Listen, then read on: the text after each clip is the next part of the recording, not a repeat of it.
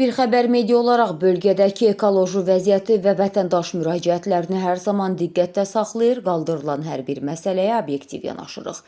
15 avqust tarixində Qəbələ rayonunun Sabalan kəndi ərazisində çay məcrasından çınqıl və qum daşlarının çıxarılması ilə bağlı Newsasa istinadən yayımlandığımız tənqidi material geniş əks-səda doğurdu. Materialımız yayımlandıqdan sonra sözgedən karyerin rəhbəri Elcan Ramizoğlu Süleymanov bir xəbər media ilə əlaqə saxlayaraq fəaliyyətinin pərdə arxası barədə ətraflı məlumat verdi. Sahibkar rəsmi dövlət qurumları tərəfindən təsdiq olunmuş sənədlər də təqdim etdi. Elcan Süleymanov bildirir ki, ərazidəki fəaliyyət tamamilə qanuna uyğun şəkildə və dövlətin icazəsi əsasında həyata keçirilir.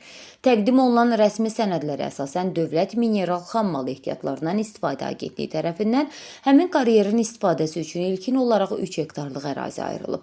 Daha sonra isə fəaliyyətinin genişləndirilməsi məqsədi ilə müvafiq qaydada əlavə olaraq 4 hektarlıq ərazinin də istifadəsinə rəsmi icazə verilib. Karyer rəhbəri vurğulayır ki, Dövlət Agentliyinin ayırdığı bu qanuni hüdudlardan kənara çıxılmır və bütün proseslər lisenziya şərtlərinə uyğun tənzimlənir.